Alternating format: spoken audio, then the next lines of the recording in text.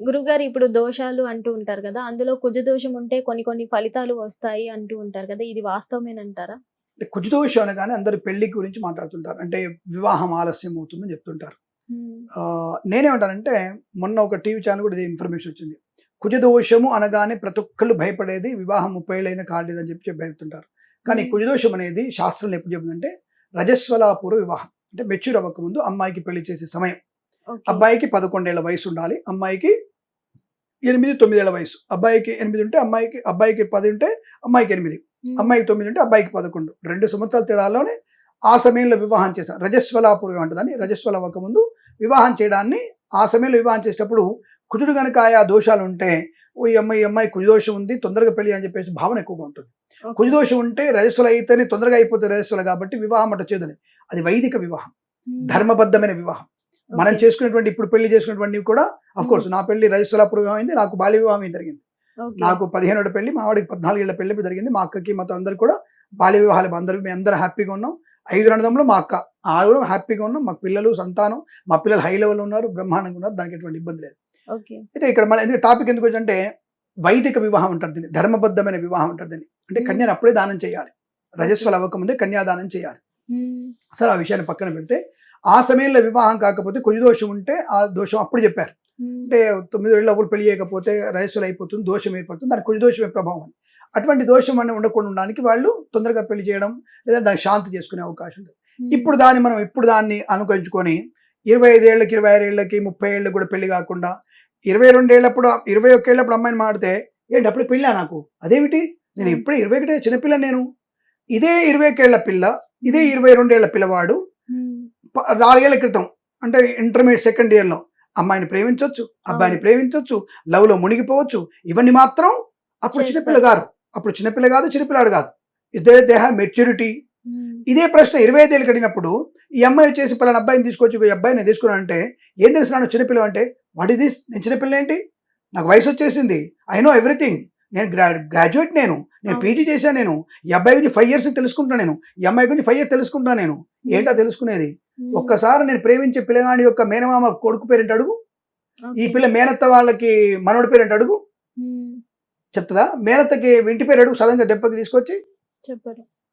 ఏం తెలుస్తది అంటే ఏం తెలుస్తున్నారు వాళ్ళకి? హ్మ్. What is the maturity you have? ఏం మెచ్యూరిటీ ఉందని చెప్తున్నారు మీరు? దేనికి ఇంత కూడా ఇప్పుడు ఒకాయన వచ్చేసి ఈ కులం నుంచి ఆ కులంలోకి పెళ్లి చేసుకోవాలి. ఎందుకు? దానికి నాకు అర్థం కాలేదు. ఎందుకు చేసుకోవాలట? రూలా హ్మ్. అదేమన్నా? ఓకే. కులాంతర వివాహాలు చేసుకోవాలంత రూల్ ఏం లేదు గదా! దాన్ని హ్మ్. ప్రోత్సహించాల్సిన అవసరం ఏం లేదు. నువ్వు మతానికి, కులానికి మ అంటరానితనానికి నువ్వు మంచిగా మాట్లాడు. హ్మ్. అంటరానితనం మంచిది కాదు. అందరం కలిసి ఉండాలి. కలిసి భోంచేయాలి అనేటి ఓకే. No problem. ఏదో బావుంది. నాకు నువ్వు చికెన్ తింటావమ్మా? నీకిష్టం. బాబోడు చికెన్ తింటున్నాడు. హ్మ్. వాడికిష్టం. కానీ ఆ చికెన్ తిన్న బాబోడు వచ్చి నన్నోడు చికెన్ పెడతా అంటే నేను తింటానా? నాకు వాంతికొస్తది మరి. అవును. అరే! నువ్వు ఎందుకంటున్నావు ఈ విషయాన్ని? మళ్ళీ ఏటో కింద కామెంట్ పెడతారు మనోళ్ళు. హిట్ టీవీకి కామెంట్స్ చాలా ఉంటాయి. మంచి కామెంట్స్.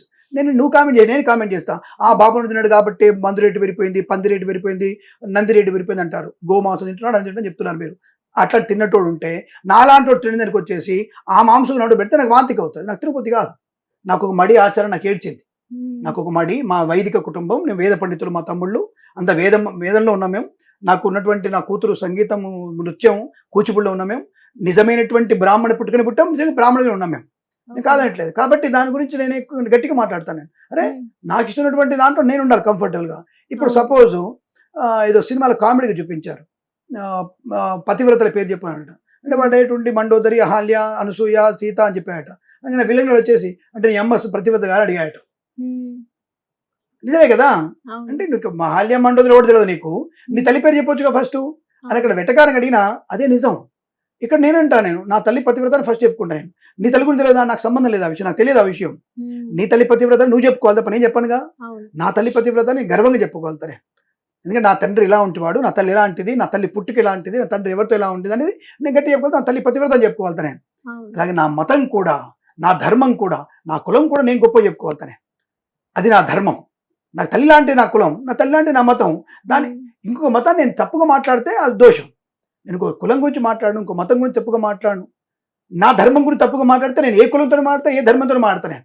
ఓకే. నన్ను తప్పుగా మాట్లాడి, నా కులం గురించి తప్పుగా మాట్లాడి, నా గురించి మాట్లాడితే నేను అంతకు రెట్టించి మాట్లాడతా. నేను విత్ రూల్స్ ప్రకారం ఐపీసీ ప్రకారం మాట్లాడతా నేను. ఓకే. ఐపీ సెక్షన్ ప్రకారం మాట్లాడతా నేను. నేను ఎవరిని నిందించాను, నన్ను నిందిస్తే ఒప్పుకోను నేను. కాబట్టి ఎలాంటిది మన ధర్మానికి వ్యతిరేకంగా ఉన్నటువంటి విషయాలు ఎలా ఉంటాను నేను. కాబట్టి ఏ ధర్మంలో ఆ ధర్మానికి అనుగుణంగా. ఇక్కడ మన ప్రస్తావన కుజదోషం గురించి. అంటే ఒక వ్యక్తికి ఉన్నటువంటి జన్మ జాతకంలో కుజుడు దోషకారకుడైతే వివాహం అనేది తీవ్రమైన ఆలస్యాన్ని చేస్తాడనేది అబద్ధం. ఇది ఫస్ట్ గుర్తుపెట్టుకుని అబద్ధం. అది రజస్వలాపూర్వ వివాహానికి మాత్రమే సరిపోతుంది అది. కాబట్టి మనకు ఉన్నటువంటి విషయంలో కుజుడు దోషకారకుడు ఏం కాదు. అది మనమే దాన్ని వివాహానికి ఆటంకం చేసుకున్నాం. మనకి జీవితంలో 4 సార్లు 5 సార్లు వివాహ యోగం ఏర్పడుతుంది. 4-5 సార్లు, ఇది బాగా గుర్తుపెట్టుకోండి. 4 to 5 టైమ్సే వస్తుంది అది వివాహ యోగ్యత. ప్రసారం రాదు. గురుబలం ఉన్నప్పుడే వస్తుంది. గురుడు చాలా బలంగా ఉన్నప్పుడు మాత్రమే, గురుబలం ఉన్నప్పుడు మాత్రమే అటువంటి యోగం ఏర్పడుతుంది. కాబట్టి తీసి చెప్పినా చెప్పు వాళ్ళకి, చూడని చెప్పు వాళ్ళకి. గురుడు అత్యంత యోగకారుడు కాబట్టి గురుబలం ఉన్నప్పుడే మాత్రమే ఆ గురుయోగం బలంగా ఉంటుంది. ఆ గురుడు ఎప్పుడైతే బలంగా ఉన్నప్పుడు వివాహ యోగ్యత ఏర్పడుతుంది. ఆ వివాహ యోగ్యత ఎప్పుడు ఏర్పడుతుంది? 18, అది ఇందాక చెప్పాను రజస్వలాపూర్వ వివాహం 9 నుంచి 11 సంవత్సరాల మధ్యలో మొట్టమొదటి వివాహ యోగం అది. అది ధర్మబద్ధమైంది. నువ్వు ఎంత సుప్రీంకోర్టు మొత్తుకున్నా ధర్మబద్ధమైన వైదిక వివాహం 9 to 11 ఇయర్సే. నువ్వు కాదు, ఇంకొకడొచ్చినా సరే చెప్తాం మేము. వైదిక వివాహం ధర్మబద్ధమైనది 9 to 11 ఇయర్స్ ఆడపిల్లకి, 10 to 12 ఇయర్స్ అబ్బాయికి ధర్మబద్ధమైంది. నువ్వు 9 ఏళ్ళ పిల్లలకి 30 ఏళ్ళ ముసలోని గడ్డమని చెప్పలా. ఏదో చిన్నపిల్లని ఏదో ముసుగేసి 70 ఏళ్ళ పక్కీని గడ్డమని చెప్పలా. అంత అబద్ధం అది. అలాంటివి లేవు. 9 ఏళ్ల పిల్లకి 11 ఏళ్ళ పిల్లవాడే ప్లస్ 18 ఏళ్ల పిల్ల వరకు ఈ అబ్బాయి అమ్మాయి దూరంగానే ఉంచుతారు, చదివిస్తారు. 18 ఏళ్ల వరకు అమ్మాయి 18 నిండే వరకు చదివిస్తారు. వీడికి 20 ఏళ్ళ చోటు నిండి చదువుకోవాల్సిందే. అది వేదమా, మంత్రమా, సోషలా, సైన్సా, ఇంగ్లీషా తర్వాత విషయం, చదువుకోవాల్సిందే. వీడికి 20, 18 తర్వాత కాపురాన్ని పంపిస్తారు. ఇది బద్ధమైనది. రెండవది, సైంటిఫిక్ గానే ఇటువంటి పెళ్లిళ్ళు మంచివి. సైంటిఫిక్ గా ఇటువంటి పెళ్లి మంచివి. తర్వాత సంతానం ఎప్పుడు వస్తున్న విషయం సైంటిఫిక్ గా తర్వాత మాట్లాడుకుందాం. మీరు గుర్తుపెట్టుకోండి, సార్ ఒక పెళ్లి అన్నారు కదా, ఆ పెళ్లి సైంటిఫిక్ ఎలా ప్రూవ్ చేయండి అని చెప్పి నన్ను అడగని చెప్తాను మీకు. రైట్. ప్రస్తుతానికి కుజదోషం గురించి మాట్లాడుకుందాం. ఈ కుజదోషం అనేది 9 to 11 మధ్యలో, తర్వాత 18 నుంచి 19 మధ్యలో వస్తుంది వివాహం టైం వచ్చేసి. తర్వాత వచ్చేసరికి 23 to 25 మధ్యలో వస్తుంది. 25 3 సార్లు అయిపోయింది. తర్వాత వచ్చే పెళ్లి 20 to 28 మధ్యలో వస్తుంది. ఇది లాస్ట్ ఫైనల్, 4th టైం ఇది. ఈ దాటిన తర్వాత 31 నుంచి 32 మధ్యలో వస్తుంది. ఆ వివాహం అనేది 2 రకాలుగా ఉంటుంది. ఒకటి రెండవ వివాహం జరగవచ్చు, అంటే రెండవ భర్తనో, అంటే రెండవ పెళ్ళైన వాడో, రెండవ పెళ్ళి అమ్మాయో రావడానికి అవకాశం ఉంటుంది. ఇక 35 తర్వాత వచ్చినటువంటి, 38 తర్వాత వచ్చేటువంటి పెళ్లి బలం అంతా కూడా విధవ కావచ్చు, విధవ కావచ్చు. అంటే విధవ వివాహం అవచ్చు, విధవ వివాహం అంటే భార్య లేనివాడు కావచ్చు, భార్య ఉన్నది కావచ్చు, చనిపోయిన వాళ్ళు వస్తుంది, అటువంటి అవకాశం ఉంటుంది. కాబట్టి ఇటువంటి వివాహాలు ఉంటాయి. దీన్ని తీసుకుపోయి కుజదోషాన్ని ముడిపెట్టకండి. ఇది ధర్మబద్ధమైన వివాహాన్ని కొరకు మాత్రమే కుజదోషం. అది కూడా కుజుడు 7వ ఇంటే, 8వ ఇంటే, 2వ ఇంట ఉంటే, తర్వాత మనకి వేన్లో ఉంటే లగ్నము నుంచి, కాబట్టి దోషం అని చెప్పేసి చెప్తూ ఉంటారు. ఆ దోష నివారణ కోసం చేసే పూజలు మనమే. 23 ఏళ్ళు పెళ్ళేసరికి అమ్మాయిల సరికి అప్పుడే పెళ్ళా, 23 ఏళ్ళకేనా అనేటువంటి వ్యక్తులు 25 ఏళ్ళు కొడితే 25 కదా సెటిల్ అవ్వాలి. What is the meaning of settlement? ఎప్పుడు సెటిల్ అవుతారు? చదువు సెటిల్మెంట్ అన్నారు, ఉద్యోగం సెటిల్మెంట్ అన్నారు, తర్వాత మొగుడు అంటే ఓన్ మొగుడా లేకపోతే అమ్మ తెచ్చే మొగుడా? ఇది నాకు, నేను డైరెక్ట్గా మాట్లాడతాను. ఏ మొగుడు కావాలి? 2 వైపు మొగుడు వచ్చిన తర్వాత ఇల్లు కావాలా? లైఫ్ సెటిల్మెంట్ అంటే ఏమిటి? Meaning, what is the meaning of settlement? Settlement ఎక్కడ ఉండదు. అది రెగ్యులర్గా ఒక్కొక్క ఏమంటారు, మనకి వస్తూనే ఉంటే దాన్ని పూర్తి చేసుకోవాలి. ఒక ఇల్లు కొనగా అయిపోతారా మీరు, మీ ఆయన కలిపి? ఒక ఇల్లు చాలా మీకు?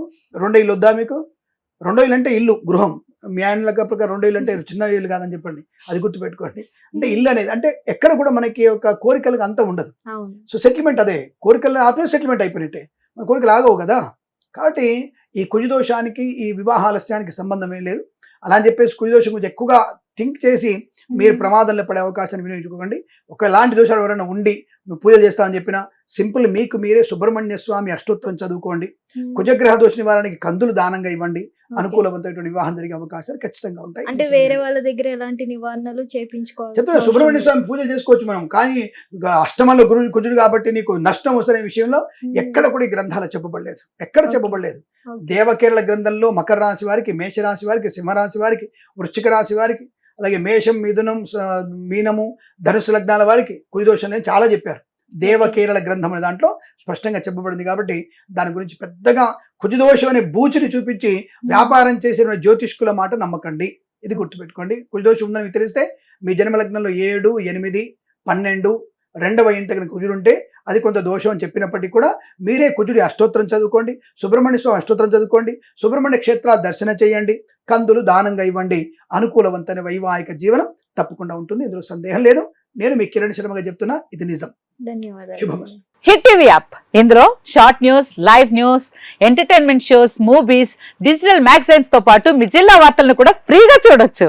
ఇంకెందుకు ఆలస్యం, వెంటనే హిట్ టీవీ యాప్ ని డౌన్లోడ్ చేసుకుని ఫ్రీగా ఎంటర్టైన్మెంట్ పొందండి. Hit TV app. Hit TV app. Please download Hit TV app. Hit TV యాప్ని ఫ్రీగా డౌన్లోడ్ చేసుకొని ఎంజాయ్ చేయండి. మీకు నచ్చిన ఎంటర్టైన్మెంట్ కోసం హిట్ టీవీ యాప్ ని ఫ్రీగా డౌన్లోడ్ చేసుకుని ఎంజాయ్ చేయండి. హిట్ టీవీ యాప్ని డౌన్లోడ్ చేసుకుని ఆస్వాదించండి, ఆశీర్వదించండి. ఇంతమంది సెలబ్రిటీలు హిట్ టీవీ యాప్ ని డౌన్లోడ్ చేసుకోండి అని చెప్తున్నారంటే ఎంత మంచి యాప్ ఆలోచించండి.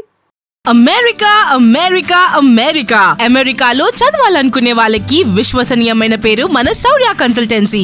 UK లో 1 year masters. UK లో 1 year masters. 2 years work permit up to 5 years visa. Contact Saurya Consultancy. Contact 89851 89851.